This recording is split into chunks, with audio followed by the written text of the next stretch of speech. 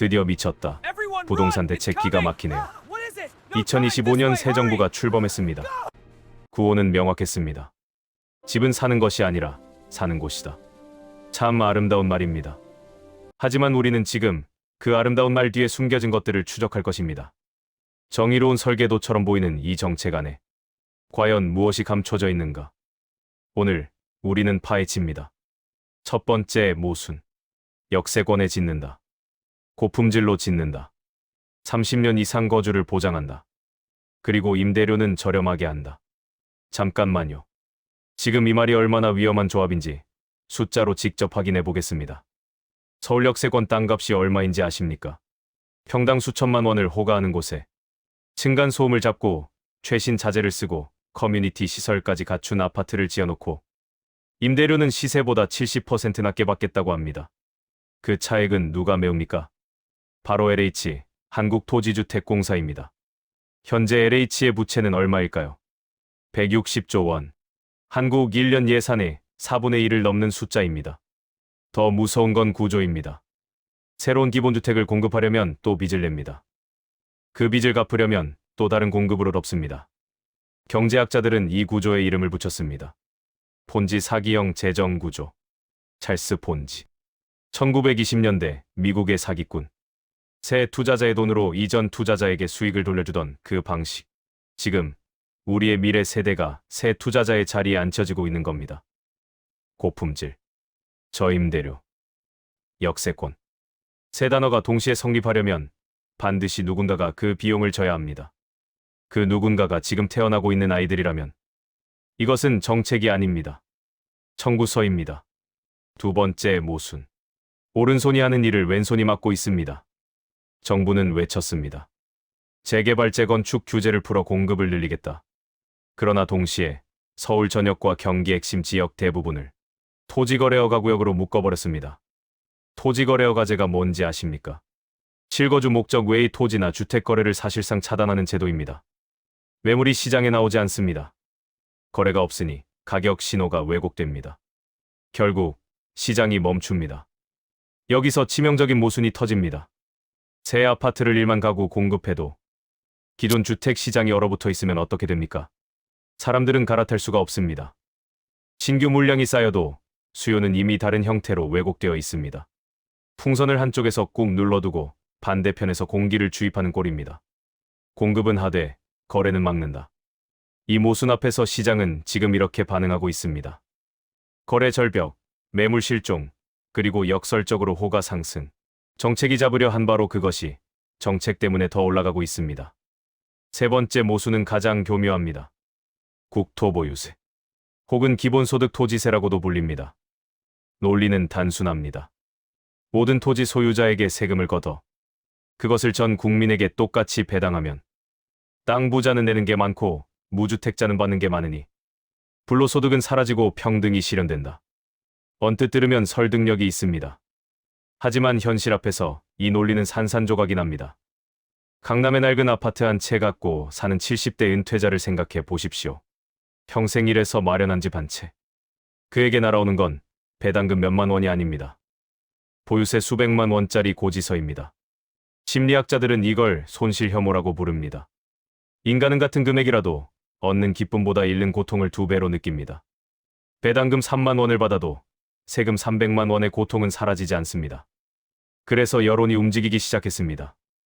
그러자 정부는 말했습니다. 국민 합의 없이는 추진하지 않겠다.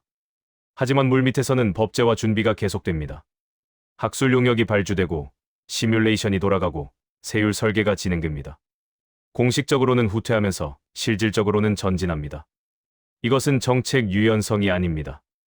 이것은 양면 전략입니다. 시장이 가장 두려워하는 것은 나쁜 정책이 아닙니다. 예측할 수 없는 정책입니다. 불확실성은 시장을 마비시키고 투자를 멈추게 하며 결국 주택 공급 자체를 위축시킵니다. 네 번째 모순. 이것은 어쩌면 가장 현실적인 위협입니다.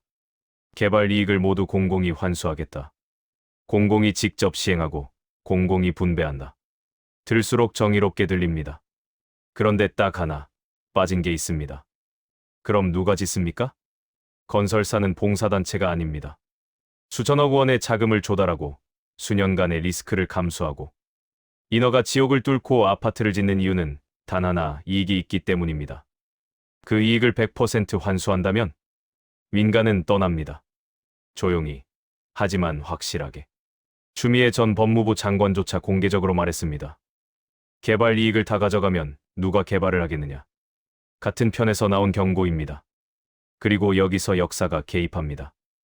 민간의 불로소득을 막겠다고 가장 강하게 외치던 그 목소리의 주인공. 바로 그 사람이 성남시장 시절 성남대장동 개발에서 민간 사업자에게 수천억 원의 이익이 돌아가도록 설계된 구조를 허용했습니다. 공공주도를 외치면서 민간 특혜를 허용한 구조. 이 모순은 단순한 실수가 아닙니다. 시장은 이 기억을 지우지 않았습니다. 공공이 주도하면 투명하다는 가정. 그 가정이 현실에서 권력형 유착으로 변질될 수 있다는 것을 우리는 이미 두 눈으로 목격했습니다. 마지막 모순. 어쩌면 가장 잔인한 모순입니다. 정부는 발표했습니다. 수도권에 135만 가구 대규모 공급. 그 규모는 유례가 없습니다. 일기 신도시 전체를 능가하는 물량입니다. 정부는 동시에 이렇게도 말합니다. 국토 균형 발전을 실현하겠다. 잠깐만요. 수도권 집값을 잡기 위해 수도권에 더 좋은 집을 짓는다. 역세권에 고품질로 저렴하게. 지방에 사는 사람 입장에서 생각해 보십시오. 서울 역세권에 월세 40만 원짜리 이 고품질 아파트가 생긴다면 그 사람이 지방에 남을 이유가 있습니까? 대한민국 전체 인구의 절반이 이미 수도권에 살고 있습니다. 이 정책이 완성되면 그 비율은 더 올라갑니다. 지방의 학교가 문을 닫습니다. 병원이 사라집니다. 공동체가 붕괴됩니다. 이것이 균형 발전입니까? 수도권 집값을 잡겠다는 정책이 지방 소멸을 가속시키는 정책이 되고 있습니다. 이것이 바로 정책의 자기 파괴성입니다. 한쪽 불을 끄려다 다른 곳에 불을 지르는 것. 지금까지 5가지 모순을 추적했습니다.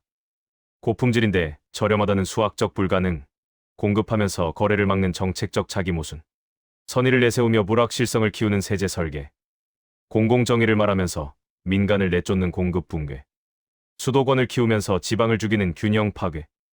이 정책들의 공통점이 무엇인지 아십니까? 결과가 아닌 의도를 팔고 있다는 것입니다.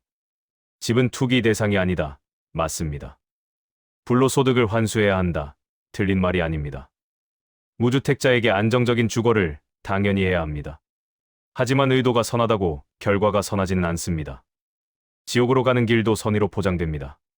진정으로 국민의 주거를 안정시키려 한다면 시장을 적어 돌리는 것이 아니라 시장이 정상 작동할 수 있는 조건을 만들어야 합니다. 공공의 선의를 법으로 강제하는 것이 아니라 민간의 동력이 공공의 목표와 함께 달릴 수 있는 구조를 설계해야 합니다.